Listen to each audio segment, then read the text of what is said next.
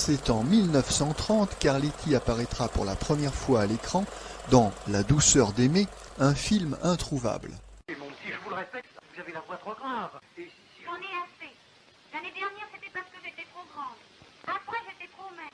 Aussi rare soit-il, ce n'est pas le premier film français parlant. Les vrais premiers sont sortis fin 1929, mais avaient été tournés en Grande-Bretagne, preuve que nos studios n'étaient pas encore tout à fait au point. Découvrons tout d'abord Les Trois Masques, réalisés par André Hugon. C'est l'écrivain public Théodore. Il voyage dans l'autre monde. Il rêve. Les deux autres films de fin 1929 sont La nuit est à nous, avec Marie Belle, et La route est belle, avec Madi Berry et Saturnin Fabre dans le rôle d'un professeur des bonnes manières, comme vous pouvez le constater. Achevons 1929 avec Le Requin, encore un film introuvable. Début 1930, on tourne Les aventures du clochard Pivoine avec Michel Simon, mais le film ne sortira pas. Ces grandes lignes, néanmoins, se retrouveront en 1932 dans Boudu, sauvé des eaux, et en 1938 dans Belle Étoile. Michel Simon en clochard, on frise le pléonasme.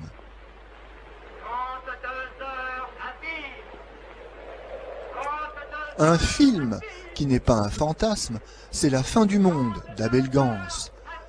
Film dans lequel il fait également l'acteur aux côtés de Victor Franzen et Colette Darfeuille. Film dans lequel notre planète sera réduite en poussière.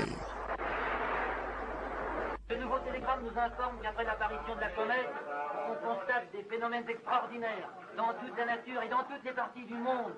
L'autre événement de ce mois de janvier 1930, c'est... Ah bah tiens, je vais vous laisser deviner en regardant ces images. Des toits, d'accord, mais où sommes-nous? Dans quelle ville? Bon allez, je vais être sympa, il s'agit d'un film de René Clair, et peut-être même son plus célèbre. En projet depuis belle lurette, à l'origine il devait s'appeler Musette, et de l'aveu même de son réalisateur, il sera un peu parlant. Un peu parlant, mais c'est déjà pas mal, car au même moment sort Le Collier de la Reine, présenté soi-disant comme le premier film français parlant. Or c'est faux, c'est toujours un film muet, sa bande-son ne comportant que des séquences musicales. Autre film sonore, lui aussi non parlant, le premier de ce bon Marcel Carné. Il s'agit d'un modeste documentaire d'1 quart d'heure intitulé « Nos gens, Eldorado du dimanche ».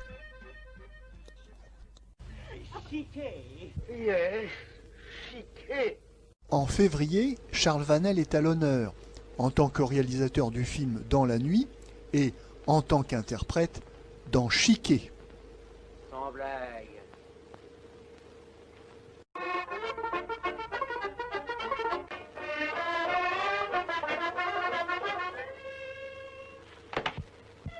Chiquet, un moyen métrage, pas moyen du tout, au contraire, il est excellent.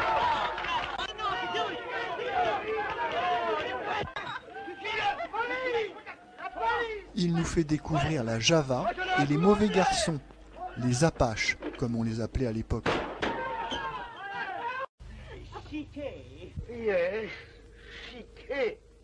Un once, un demi, 1 franc 50. Charles Vanel, encore et toujours en 1930, dans L'Arlésienne de Baroncelli.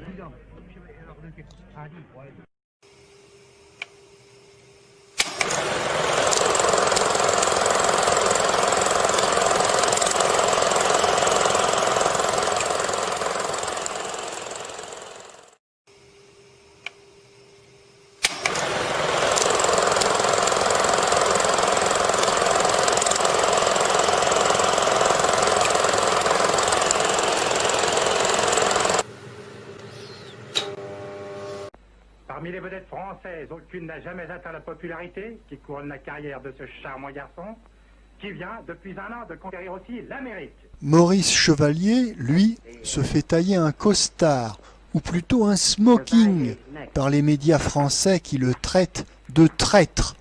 Ce Parisien pur jus préfère tourner à Hollywood plutôt qu'à Joinville. Quelle honte!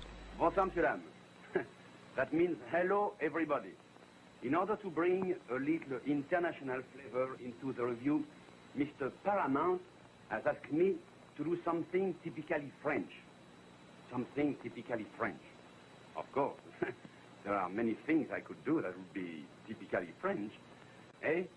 Ta-da-da-da-da-da-da-da-dam, ta-di-da-da-da-da-da-da-dam, and I know that the whole world thinks that the Apache dance was created in Paris, in our underworld, amongst our gangsters. Not at all.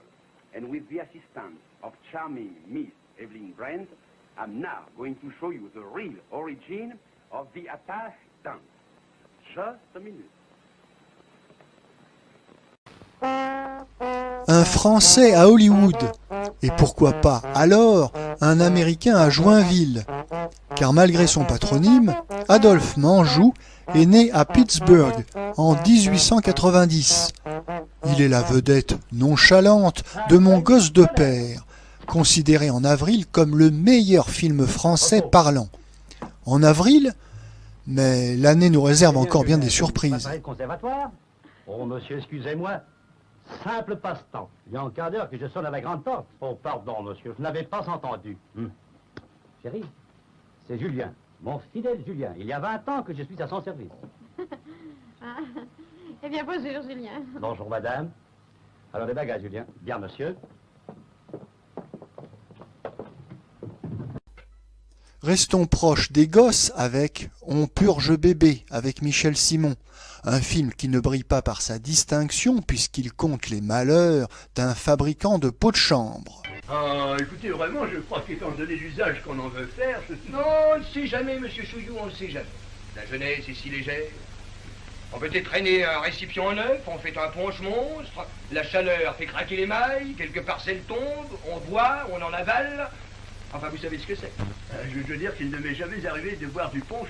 Non, enfin, vous avez été soldat. Non, pas davantage, non. Vous allez voir.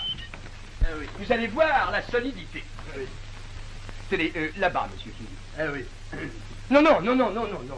Restez ici, mais regardez là-bas. Ah oui. Là. Vous y êtes? J'y suis. Attention, je commence. Vous y êtes? J'y suis. Attention. 1, 2, 3. Voilà. Dans le blanc et le noir, une femme, croyant que son mari la trompe, passe la nuit avec un inconnu et aura un bébé à la peau noire. Le mari, c'est Rému, mais sur l'affiche, on croit reconnaître Sacha Guitry. Quel cabot! Si tu t'en vas, je te préviens que je fais un malheur. Oh non, de nom de Dieu, Marguerite, tu es insupportable. Là. Je suis sûre que tu me dis la vérité. Mais je te donne ma parole d'honneur. Je n'y crois pas. Mais je préférais ça que tu me dises, j'ai une maîtresse, je vais passer 3 jours avec elle. Oh, je préférais ça, je te jure. Oh, oui, tu dis ça, mais... Je te le jure sur la tête de maman. En ce moment, on tourne Le Facteur du Tour de France, qui sortira finalement sous le titre Hardy les gars. Ah, pour les sports, monsieur Biscot. Mais c'est un admirable pêcheur à la ligne. Ah. N'empêche que c'est le seul facteur de France à ne pas savoir monter en vélocipède. C'est navrant.